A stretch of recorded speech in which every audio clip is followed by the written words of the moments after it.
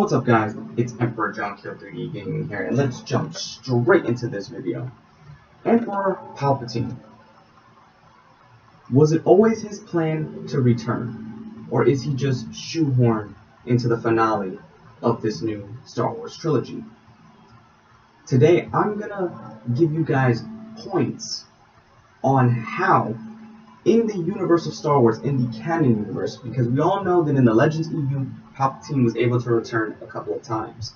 But we're talking about the canon, where he can only come back once. And without the use of a clone, which, say what you will, the clone idea is a very dumb one at the most, because it didn't last long in the EU, because anyone knows Star Wars, clones and the Force don't mend well. So I'm glad that they didn't make him a clone.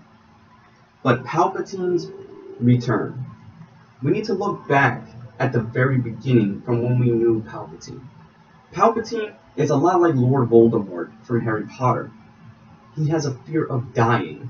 He has a fear of not being able to live on for all eternity, for the rest of whatever the hell immortality is in Star Wars. But we need to look back to the beginning of when we met Palpatine. At this point, Palpatine, before he killed his master Darth Plagueis, Palpatine was a master of the dark side, a master of both defensive, offensive, and a master of all 7 forms of lightsaber combat. He was very proficient in Force lightning. Then, as we progressed through the Clone Wars, after Episode 2, Palpatine really started to delve into the outside regions of the galaxy, what is known as the unknown regions. And I'm glad that the unknown regions is making an official canon debut. But Palpatine's plan, leading up to his rise to being a political senator, all the way to becoming emperor and to the extinction of the Jedi. But where did the sense of him searching into the unknown regions begin? Why was he so fascinated with the outside? Many of us thought that he was in contact with Supreme Leader Snoke, which was one of the many theories before The Last Jedi, during The Force Awakens, and now still some believe leading up to this point. Palpatine's return is all of his own doing, which can be done through the dark side of the Force. We have other individuals, both in Legends and in canon, through their sheer willpower in the dark side, have been able to return.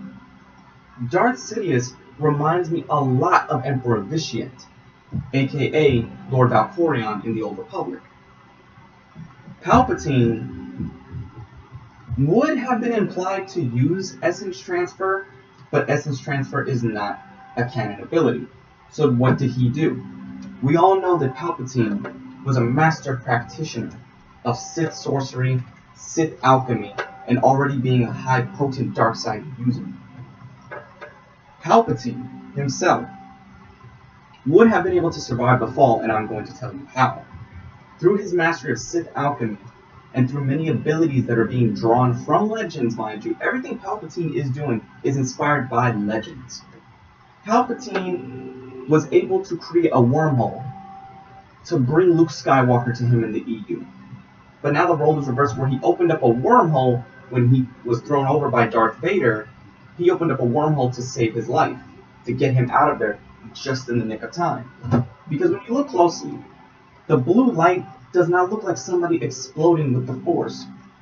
You know, a lot of misconceptions about, oh, somebody explodes because of the Force. No, that's not the case. That really does not happen. That looks just like, when you look at the scene again and go into it with this knowledge, go back to when Palpatine is thrown over. Palpatine himself opened up a wormhole and got out of there using the dark side of the Force, very similar to what he did in the EU. Now when it comes to Rey's lineage connected to Palpatine, Palpatine does not care for anyone. So him having a granddaughter, or this being a revelation, would be a shock, because the audience would believe Palpatine would take her under his wing. Yes, if he was in no other position, he would. But Palpatine himself would easily trick his own family. The man killed his own family for Plagueis to be accepted as Plagueis' apprentice. Darth Sidious himself, the man, the Emperor, the living legend, would not bend to the knee of family. We all know this. So it doesn't matter if Rey's his granddaughter or not. Either A, she joins him, or she'll die. And him siphoning the Force, the rumor that he siphons the Force from Kylo and Rey, reminds me of another Sith Lord. Another Sith Lord known as Darth Nihilus, who would absorb the life force from somebody.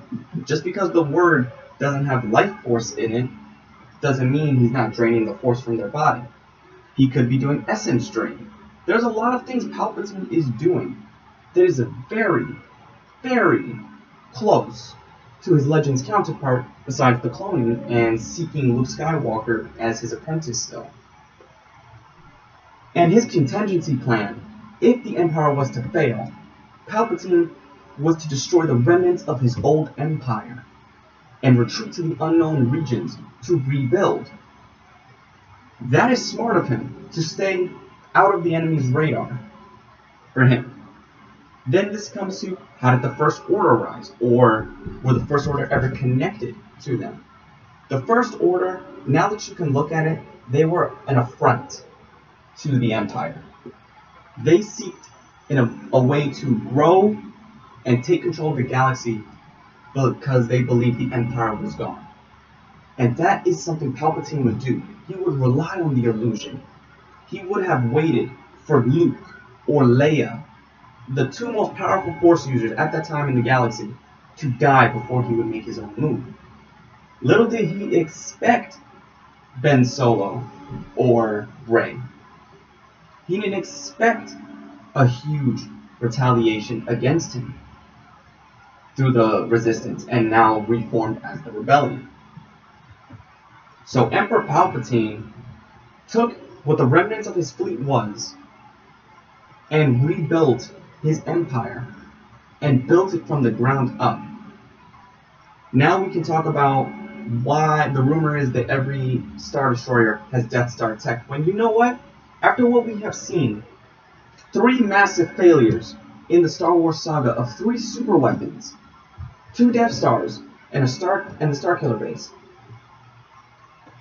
I think each Star Destroyer, which is a warship in its own right, not only can defend itself, but the fact that the rumor is Palpatine says that every Star Destroyer is equipped with Death Star tech. I think that was a smart move on his behalf in part of his plan. Because a fleet can move far faster than the Death Star or Starkiller base. And you can destroy multiple star systems. Or star systems is not the right word, I believe. You can just destroy many planets within the known galaxy simultaneously if he wanted to.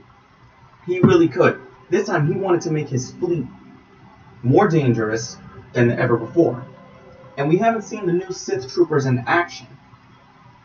And out of fear, the First Order would have no choice but to serve Palpatine by having him order them to retrieve people or kidnap young kids to be trained and brainwashed to fill his fleet. So this whole time while Palpatine is in the background, yes, we're distracted with the First Order and we're distracted with Snoke. Because, for example, nobody cared who Emperor Palpatine was when we first saw him. No one cared until they realized who he was later in the prequels. That's going to be the same thing with Snoke. We didn't care who he was until we see that he will do something of significance later. Whether it be in a video game, in a comic, in the Disney Plus shows, in eventual future films, or a novel. Anything that flushes him out will validate. Just like with Palpatine. His reasons, his actions, and everything he was told to do, or given to do for himself, was written in legends by different creators. Now, Palpatine in canon has an even more absurd plan that only would work through Palpatine. If his plan was so dumb, the Resistance, or the Rebellion, or even the First Order would have stomped him out if he wasn't a threat.